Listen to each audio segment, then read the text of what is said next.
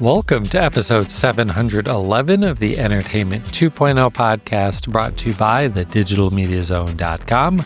I'm Josh Pollard, and this is the show that puts you in control of your favorite movies, music, shows, and games.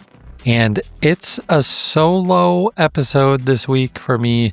This is pretty much all my fault. Guys, yes, Richard is enjoying the beach life right now, but also, dude, May with a kid graduating, it's just so much. So this was actually going to work out better for me anyway, but I am sad, as always, to not have Richard here, and I know that he is sad to not be here. But we have a lot to talk about, and there for sure won't be an episode next week, so I wanted to make sure that we at least covered all of the biggest news in the consumer entertainment technology space this week. So, before we get into that, do want to let you know that you can send us feedback. Entertainment20 at thedigitalmediazone.com is our email address, or just go to the website and use the contact form. And we actually got an email from longtime listener, Kevin. He knows who he is. We've met him in person multiple times at home server show meetups. He's a fantastic dude.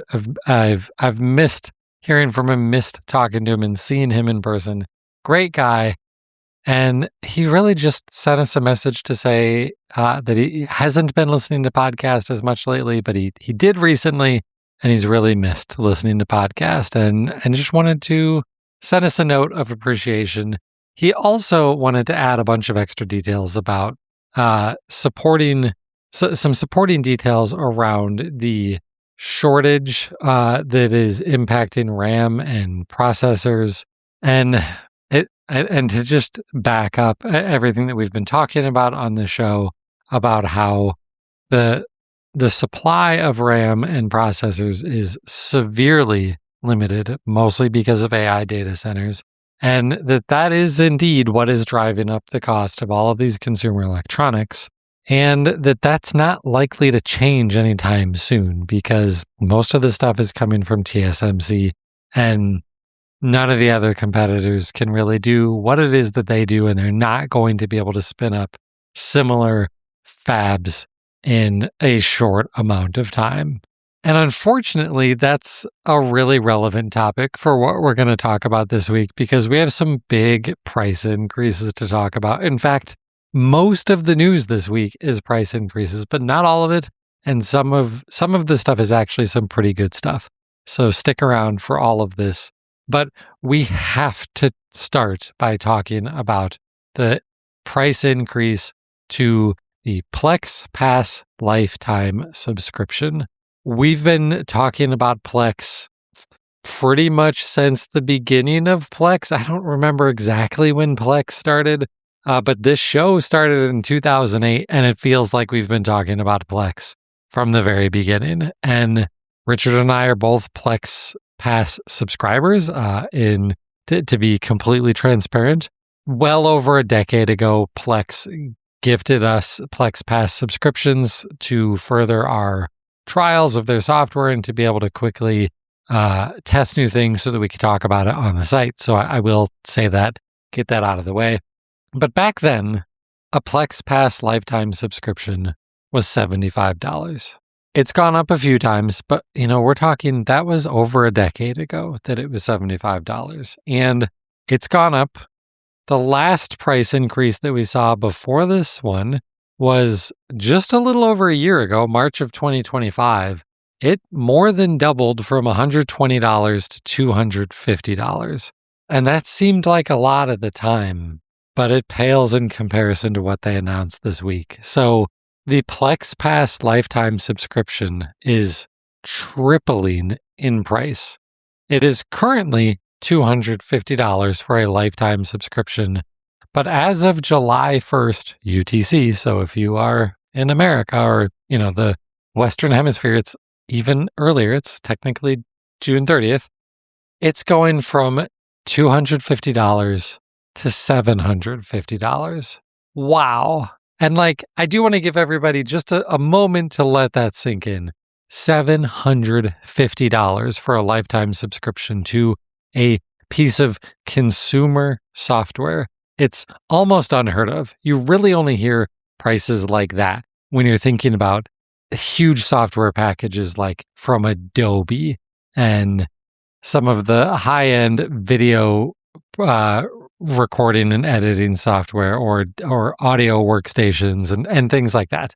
You never really hear this kind of price when you're talking about normal consumer software. And they were pretty transparent about why. And I'm just going to read right from their blog post of their own specific reasoning for why they're doing this and why they're doing it now. They said, "We've considered eliminating the lifetime Plex Pass in the past, given that recurring subscriptions help us sustain long-term development. But we know it's still a valuable option for many in our community. So instead of retiring it, we're keeping it available at a price that reflects the real ongoing value of the software we're committed to building and maintaining for years to come." So I guess let me start by saying what I kind of agree with there. And that is that what they're being super honest about is it's the recurring revenue of subscriptions that keeps this company going.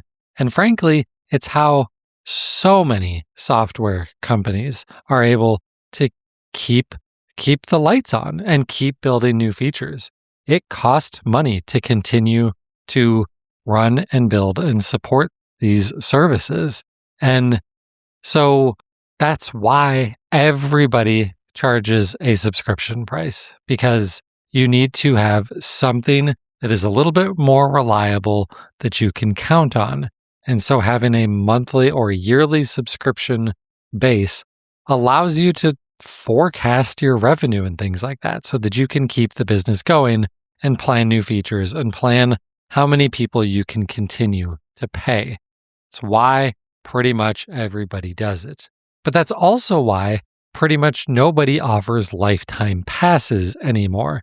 It's just a bad business model for software as a service. That's what we would call Plex Pass. It's SaaS, software as a service, and most SaaS providers don't offer a lifetime subscription for exactly this reason.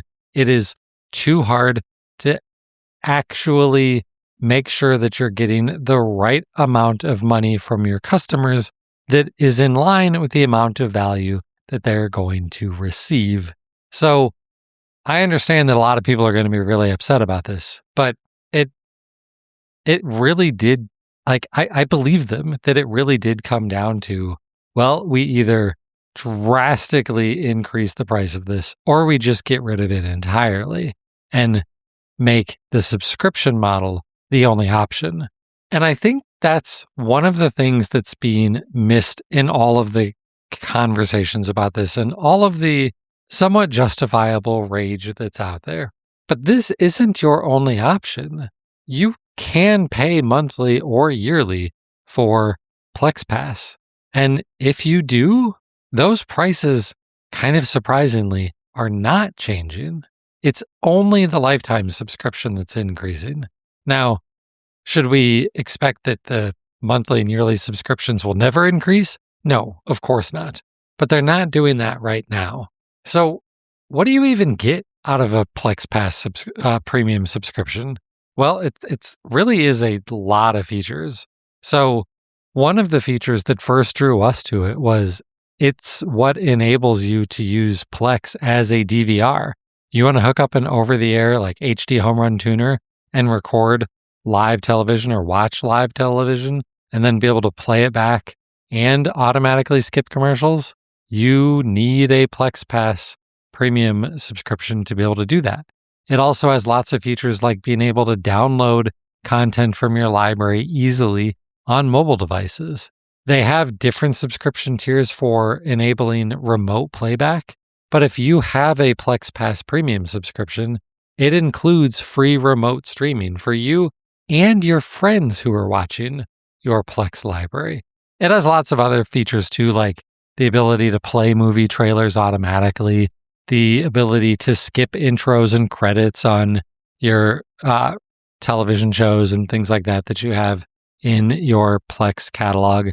And there's a lot of other features, and they're continuing to build more features. So we can certainly go back to that sentence and potentially argue with their statement when they said, we're keeping it available at a price that reflects the real ongoing value of the software we're committed to building.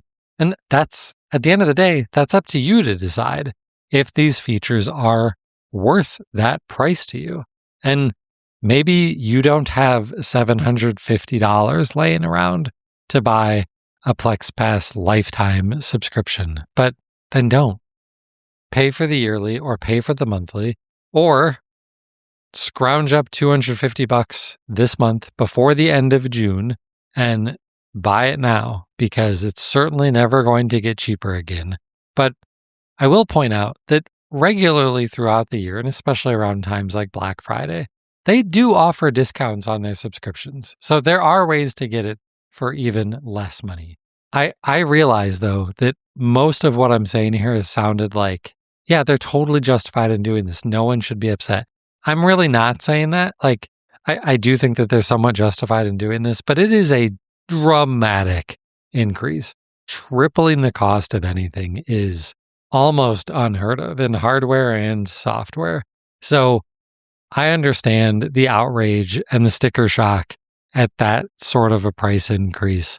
But at the end of the day, I'm not really that surprised, because really what they're signaling to all of you is, yeah, it's a ton of money, because it just doesn't make sense for us to offer this anymore. So we will, but you're going to have to really, really fork out the money to make it happen. All right, so let's talk about something that is far happier and actually doesn't cost you any additional money. Google had their big developer conference this week. It's called Google I/O. They announced about 1 billion things. Almost all of them have to do with AI. But there was one interesting little thing that they added that is right up our alley. So here's the thing. They offer a tier of their services. I was going to call it an AI plan, and it is. It's called the Google AI Pro subscription, but it's really a bundle. And they're changing what's bundled in the Google AI Pro subscription.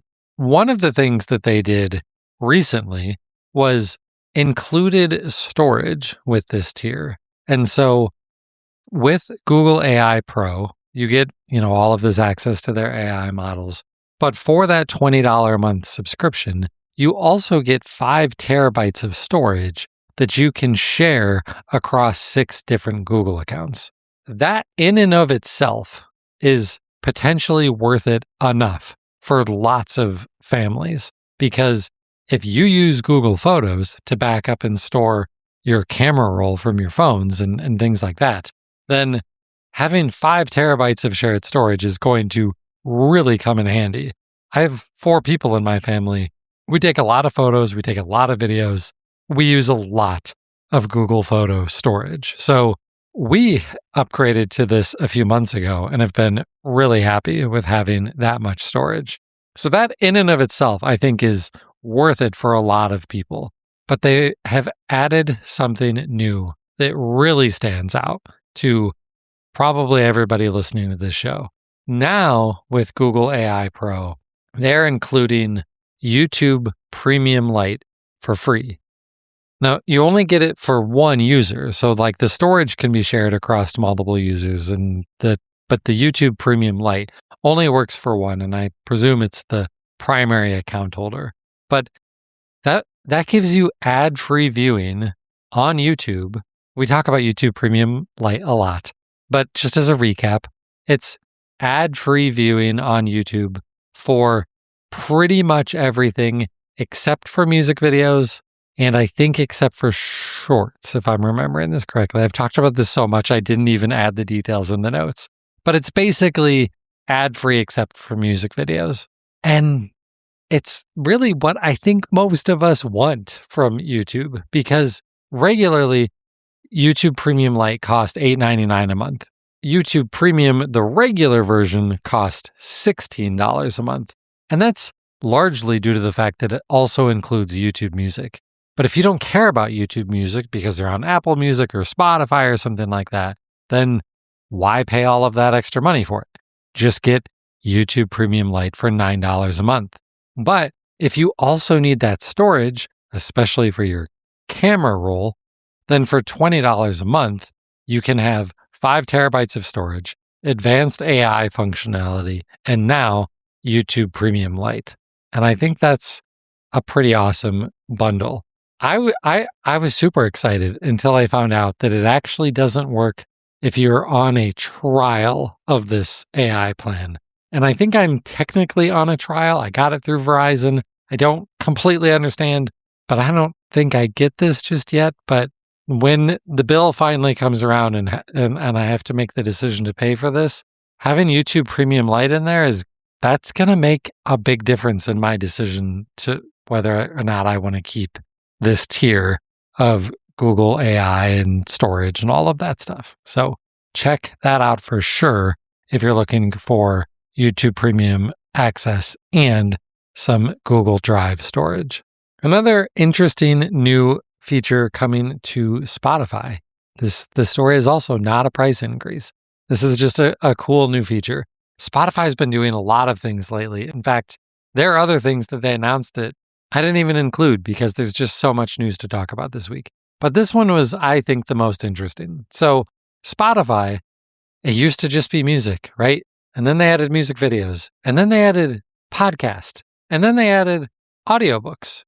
Now they are doing something similar to audiobooks, and instead they're adding long form written content that is presented in audiobook format. So the way that this works is they've got a library of over 650 narrated long form magazine articles, for lack of a better phrase, from big name publishers: Rolling Stone, Wired, The Atlantic, Vogue, Variety, GQ, and Pitchfork.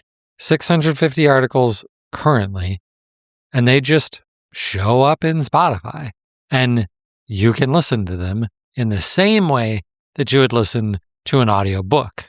But there are 2 important caveats that are just like listening to audiobooks inside of Spotify. One is you do have to have a Spotify premium subscription.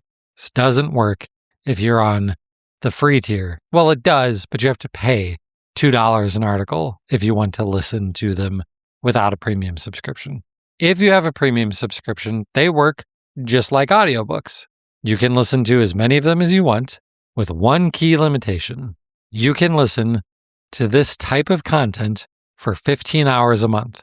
And this is all bundled together, basically. So if you can listen to a 10-hour audiobook and 5 hours of articles, or however you want to split up that 15 hours, but it is one 15-hour allotment per month of essentially audio narrated content, whether that's an audiobook or an audio narrated magazine type article.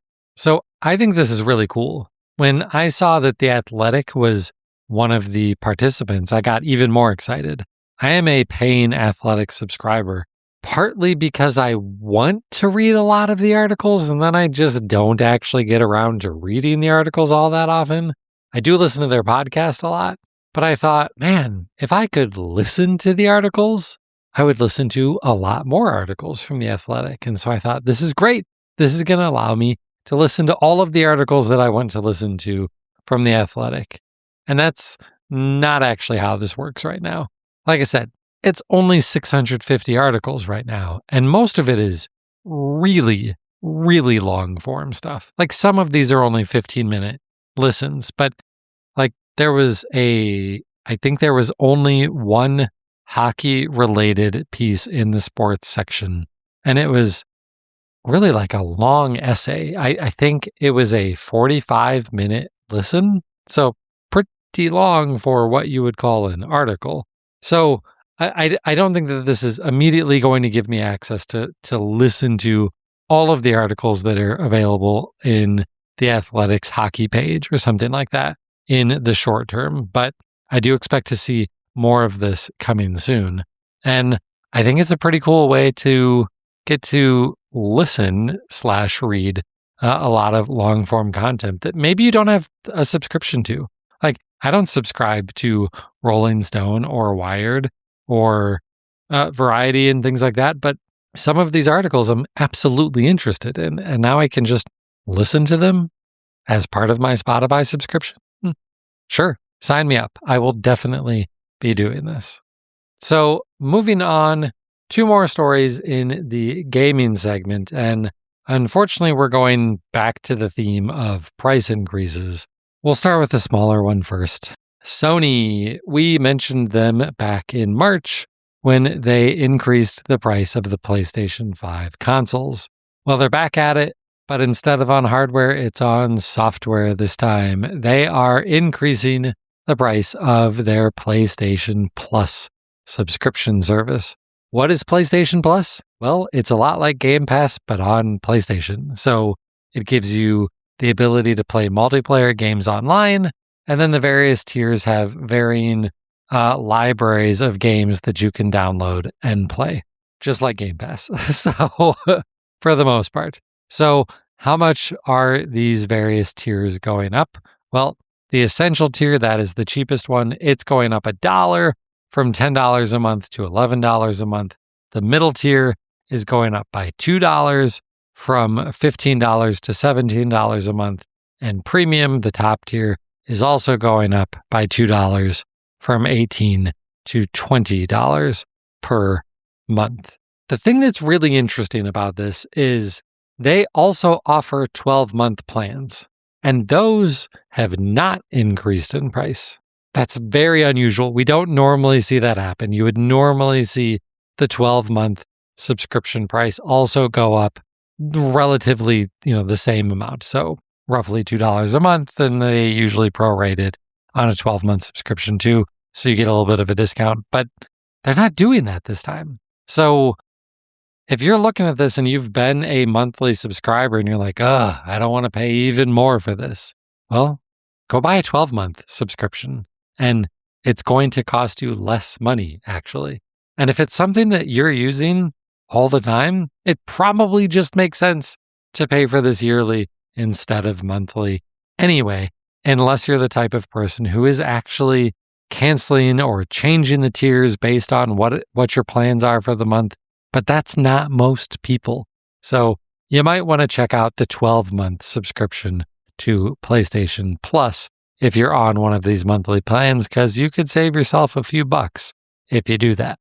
Last big news story, and this one is about another huge price increase. So we're bookending the show this week with massive price increases. And this time around, it's hardware from Valve. The Steam Deck is going up big time.